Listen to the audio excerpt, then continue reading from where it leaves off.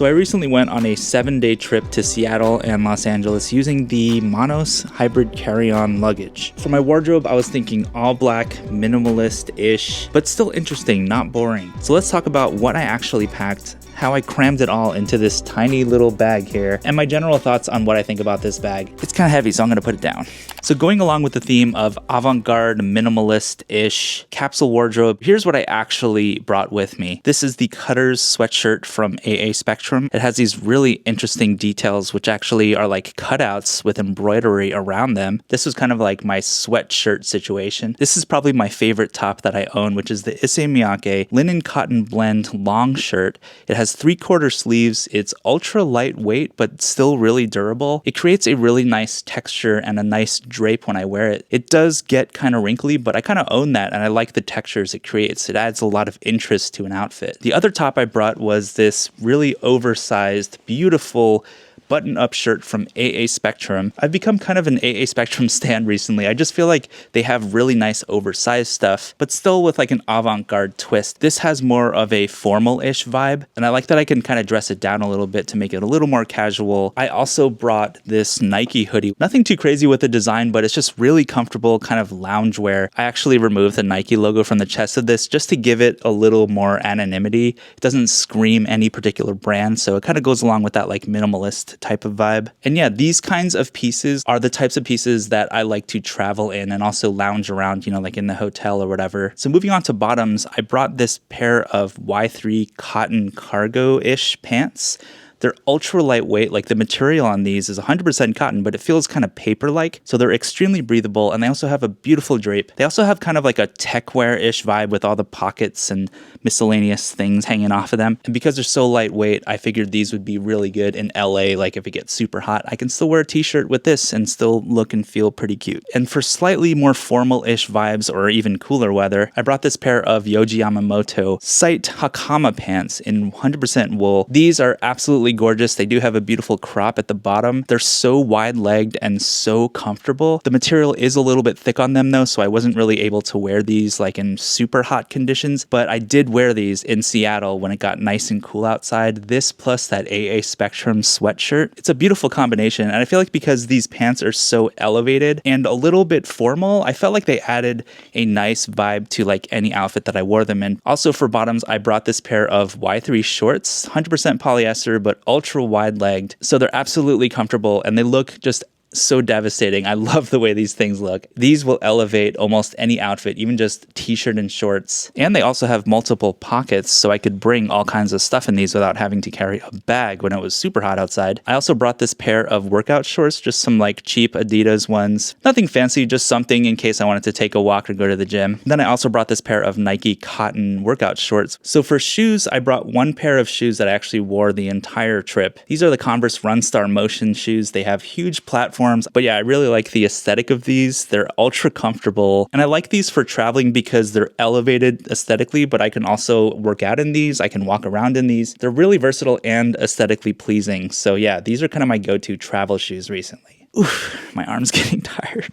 So of course you have to pack some basics. So I packed 7 basic black t-shirts, which included a few of these basic shirts from everybody.world, 100% cotton, recycled everything. I love the shirt. I also packed a couple graphic tees, including my favorite t-shirt right here, a vintage death metal shirt. Love this shirt. Another one of my graphic tees. This one's actually my own design. It says log off. You can get this on my shop, benaqua.org/shop. Cha-ching!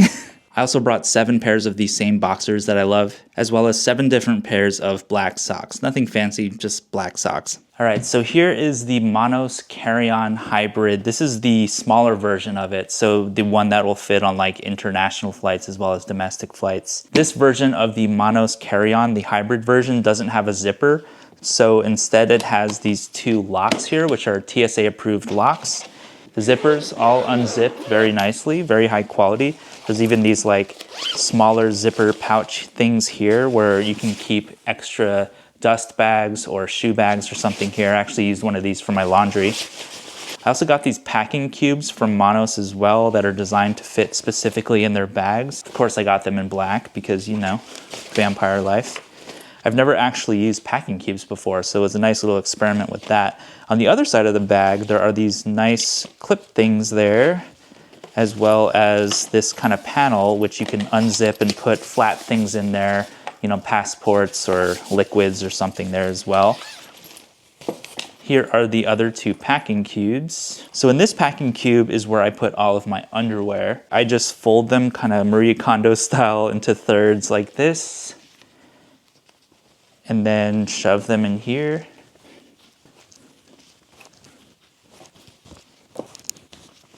Okay, 7 pairs of underwear are in there. Let's move on to socks. Nothing fancy here. I just fold these also into thirds. With the socks, I brought a couple pairs of more workout-oriented socks. Again, if I wanted to do a random exercise routine or whatever. And on the trip, I ended up picking up these beautiful Y3 socks from the Y3 store in Los Angeles.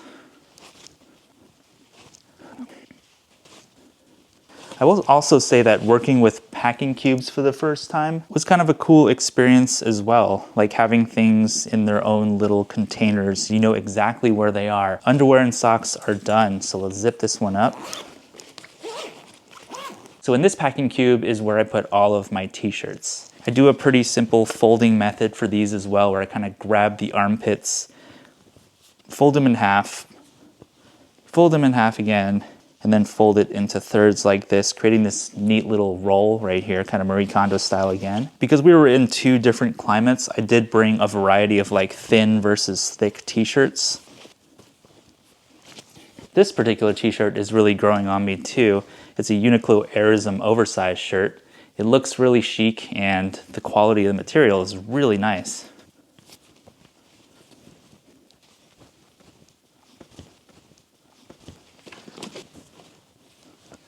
So now we have 7 t-shirts in this little cube. I'm gonna go ahead, zip that closed. So with those 2 cubes in, I do like how tidy this looks. This is very satisfying. And I feel like if you give the packing cubes a little bit of a shove, you can fit other stuff in between them, which is what I did with like my cotton gym shorts, for example. Just kind of folded these up and stuck them in between the 2 packing cubes. And I'll do the same thing for this other pair of workout shorts. Fits like a glove. So we have the underwear and sock container, my 2 workout shorts, my t-shirts. It all fits in this tiny section, which is kind of a miracle. So I'm gonna go ahead and put this compression thing back. Super easy to use, clips nicely, and then you just like give it a pull. Then it compresses things down a little bit. Clip this one, give that a nice pull. So in the left side of my luggage, I have my small bag of toiletries. And in the other packing cube here is where I put my button-up shirts, my bottoms. So here is that AA Spectrum button-up long sleeve shirt. With button-up shirts, I kind of do this thing where I create like this long strip and then I fold it in half and then fold that into thirds to kind of make it nice and compact. So I'll do the same kind of vibe for the issey miyake shirt. Just kind of roll it up, fold it in half, fold it into thirds. The Nike hoodie I'm actually not going to pack in the bag because I actually just wore this on the plane. The AA Spectrum Cutters sweatshirt, this one right here, this is probably the biggest garment that I brought with me. Maybe a tie between this and the Yohji pants. But again, I kind of do the same type of haphazard folding method. Actually, this one will just fold in half because it's kind of thick. So here's that beautiful pair of Yohji Yamamoto hakama pants. So that will go in next. Kind of give it a little bit of a twist there. Same kind of concept when it comes to folding it up. Almost creating like a little bit of a fabric fruit roll up. It's already starting to feel pretty full, but it's kind of a miracle how much stuff you can fit in this little bag for real. So the Y3 cargo pants are something that I actually wore on the plane, so I'm actually not gonna pack this in the bag, but I am gonna pack these Y3 shorts. So these are kind of heavyweight and kind of thick fabric as well, but they actually fit in the bag in this little corner right here. So let's go ahead and zip that closed. And yeah, look how nice and organized this looks. I also like to bring a pair of house slippers, kind of slide situations with me when I travel. So these, because I'm already kind of out of space, I'm just going to smash these in between this little compartment over here if they'll fit. You do have to kind of squeeze them in, but this is honestly crazy that I fit all of that fabric and a pair of slides into this one bag. So now I'm gonna zip this compartment closed. Actually, I had to press down a little bit to get it to actually zip. The tricky part here is actually closing this bag, because on its own, it's not exactly closing. You have to put a little pressure on it. So I'm actually gonna sit on the bag. Closed. Come on, close, damn you. One of the packing cubes is actually preventing this from closing. So I think that's another con of the packing cubes, is they can actually stick out here, and then it makes closing these a little bit difficult. All right, let's try this again. You gonna close this time? Oh my gosh, it closed. It's a miracle. And we're ready to go. Whew, had to catch my breath there. So we got the Manos bag all packed up, and before I talk about my experience actually using this bag, I wanted to show you some examples of the actual outfits that I was able to create. This was an interesting exercise for me to practice. I keep using the word minimalist, but I feel like it's more like a consciousness or awareness. Like, how many things do I actually need when I travel? I don't need to bring 400 different shirts. I don't need to bring a bunch of different pairs of pants. Even for a week-long trip, I can kind of reuse things and rearrange and stylize them differently so that I can make different interesting combinations from a small amount of garments. So I feel like that's the power of having this capsule wardrobe kind of thing, is you can fit it into a pretty tiny bag and you have a bunch of options that includes workout clothes, more formal-ish kind of vibes, more casual mixed with formal vibes, and still have it be interesting. For me, I wanted to choose elevated pieces that spoke to me and fit my aesthetic mood, something that makes a statement, something that feels like me, something that feels experimental, a little bit dark, a little bit scary, a little bit cute, but terrifying. So now that we've talked about the clothes and I've showed you the fits, what do I actually think about the Manos hybrid carry-on bag? One thing I really like about it is its compact size, but one thing I also don't really like about it is its compact size. I mean, you saw how much I struggled to fit everything in here. I had to literally sit on this thing just to close it. So it does feel a little bit small, especially if you're about to travel for like a couple weeks or something and you won't be able to do laundry. I feel like something this small won't cut it, at least for me. But I also liked that it was small because it was easy to put in like overhead compartments. It was easy to carry and lug around.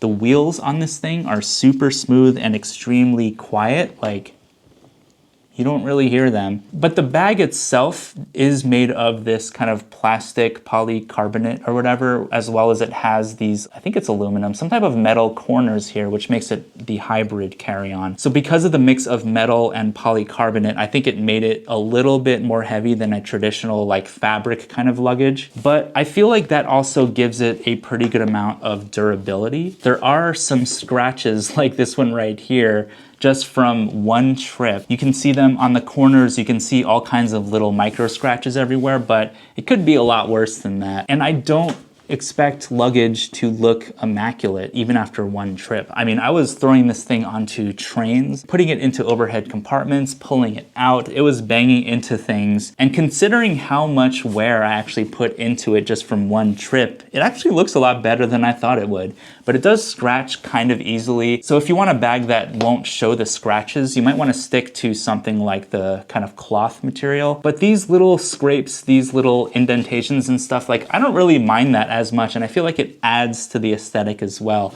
It makes it look more lived in. Another thing I enjoy about this bag too is the handle, which is pretty easy to release and to, like, you know, get in and out. And you can actually make it a lot shorter if you want. You can make it a lot longer. It has plenty of height for me. I'm about 5'10". The mechanism feels really smooth. It is a little bit like hard on the hands because it is like this hard plastic everywhere. So I did develop like a little bit of like resistance in my hands. They were a little bit achy after using this bag for a week. But these kind of handles here feel pretty good on the hands. I do wish there was a handle on the bottom of the bag as well, like down here, So you can lift the bag up, you know, from both ends like that. But it's not a huge deal because there is another handle here on the top if you wanted to lift the bag like this, which is how I would put it into, you know, the overhead compartments and stuff. One thing I also love about this bag is the minimal branding. Like, you only really see the Manos logo here, and then you see it a little bit in like the handles and stuff. This also came with a really nice little faux leather luggage tag. I was really attracted to how simple but beautiful this is. Like, they call it like the Apple of luggage or something, and I would kind of maybe agree with that. It's simple, it's beautiful, it feels really high quality. It's a little more expensive than, you know, more normal suitcases, but I feel like you really get what you pay for, and it comes with like a lifetime warranty, I believe, if anything pops off randomly. The wheels are nice, it's a beautiful bag, and yeah, overall, I actually really enjoyed using this. I just wish it was a little bit bigger, but I also enjoyed the challenge of fitting 7 days of clothing into a tiny bag like this. And if you watched all the way to the end of this video, leave a bat emoji in the comments down below. Thank you so much for watching, and I will see you in the next video.